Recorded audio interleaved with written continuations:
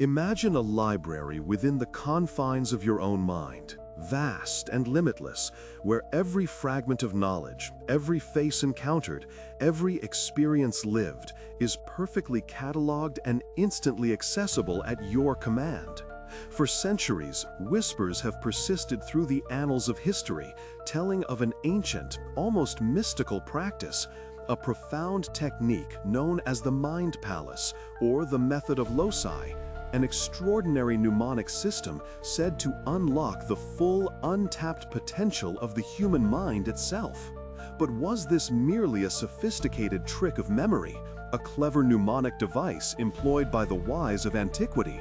Or did its true masters possess a deeper, more profound, perhaps even forbidden understanding of consciousness and the very architecture of thought? Here on Echoes of Time, we embark on a journey through the ages, tracing the cryptic origins and shadowy history of antiquity's Mind Palace, a forgotten art that continues to perplex and fascinate. Our exploration begins in the bustling intellectual centers of ancient Greece, a civilization renowned for its philosophical prowess and oratorical traditions. It was in this cradle of Western thought that poets and orators, figures of legend like Simonides of Ceos, are fabled to have laid the foundational groundwork for this incredible system. In a world where the written word was still a luxury and much of knowledge was transmitted orally, the capacity for extraordinary recall was not merely an advantage, it was a cornerstone of intellectual authority and cultural preservation. The ability to internalize and flawlessly recite epic poems, complex legal arguments, or extensive philosophical treatises was a mark of true genius, and it was through the nascent principles of the Method of Loci that such feats became possible. From the sun-drenched agora of Greece, our narrative carries us westward into the heart of the formidable Roman Empire. Here, the art of memory found new, meticulously documented expression. Roman rhetoricians, preeminent among them the legendary Cicero, took the conceptual seeds planted by the Greeks and cultivated them into a highly sophisticated practice. Cicero, in his detailed writings, meticulously documented the techniques of constructing elaborate memory palaces, transforming architectural spaces, whether real buildings familiar to the practitioner or entirely imagined edifices, into vast mental canvases. Within these intricately structured mental constructs, orators would systematically store colossal speeches, intricate legal arguments, and complex philosophical concepts, assigning specific points to distinct rooms, statues, or even individual objects within their imagined architecture. The very act of recalling meant mentally walking through these meticulously crafted spaces, retrieving information with a precision and fluency that captivated audiences and solidified political power. It was a testament to human ingenuity, a powerful tool for influence and education in an era without readily available books or mass-produced texts. The power to hold an entire library of knowledge within one's head was, in essence, the power to shape the discourse of an empire. Yet, as the classical world waned and the shadows of the Middle Ages began to lengthen, the explicit teaching of these advanced memory techniques largely receded from public discourse. The knowledge, however, did not vanish entirely.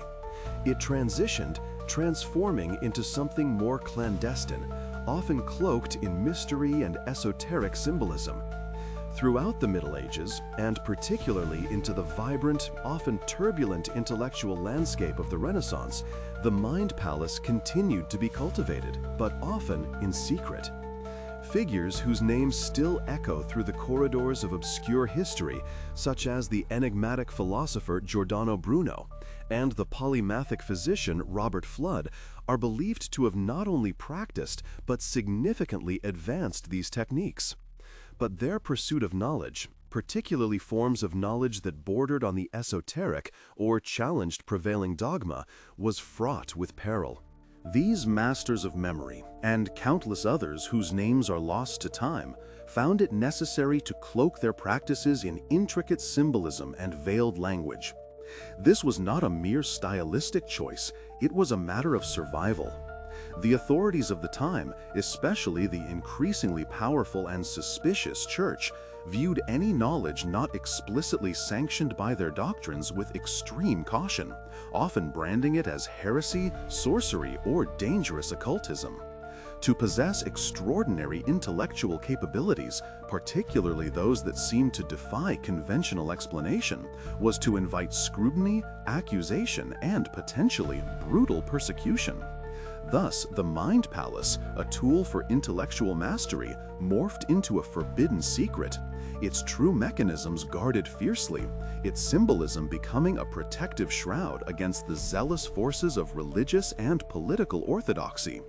These were not techniques designed for remembering mundane grocery lists. Their purpose was far grander, far more subversive.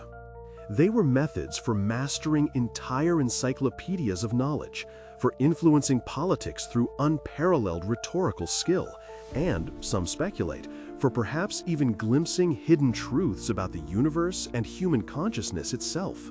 Truths that could, if widely known, challenge the very foundations of established power and belief.